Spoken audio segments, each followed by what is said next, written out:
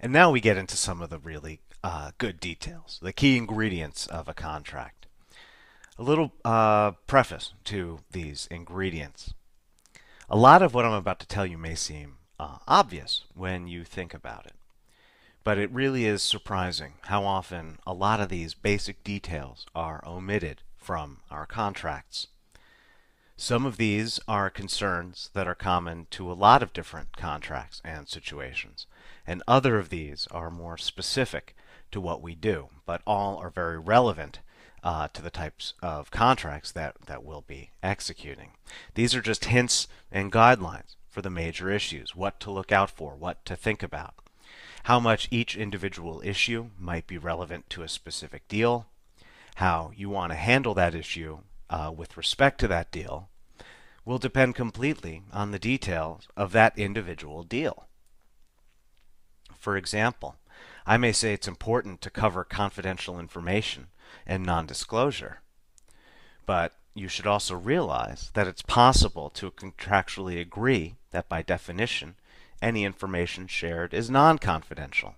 That is, when I say confidentiality is an important subject to cover, that's true, but that doesn't mean you need to enforce confidentiality. You can use that subject specifically to exclude that issue from your relationship, which you might want to do to keep things simple. And one more note before I begin is that I should mention that there are some key differences between hourly and fixed fee work. In general, with hourly work, you can be a bit more lenient on many of these terms. That is, all of these terms will influence, to one degree or another, how much time you spend on the project. And that's important for you to realize that these clauses that we're going to discuss now influence the amount of time and effort you're going to have to put into a project. Obviously, that's much more sensitive on fixed fee work when you're representing a fixed fee or price for all of the work you're representing you'll execute. With hourly work, right, you're going to be paid for each hour, and so some of these are just, they're less sensitive in those types of contracts. But even in the context of hourly work, all of these concerns are still relevant. And the key thing to remember is that you do not want to leave any of this up to guesswork or assumptions.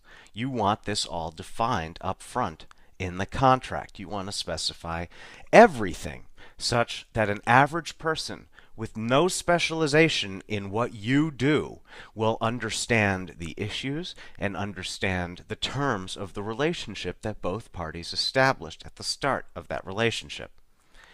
Anything you fail to specify in the contract is not certain.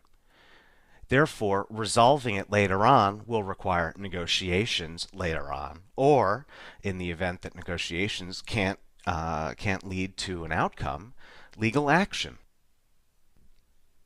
So the first element is definitions. Definitions are exactly what they sound like. Definitions constitute a dictionary for your contract.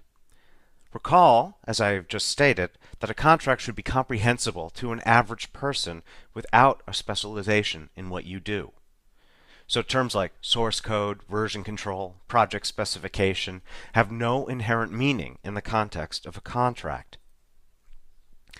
Anything that wouldn't be objectively definable in a normal or legal dictionary, you must define yourself in the contract.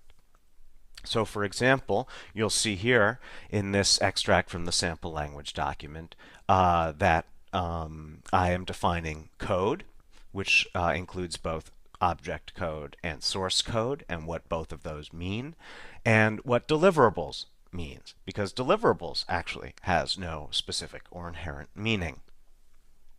So you want to think of all of the terms that you will need to define for your relationship, and then you create a definition for them here in a definition section.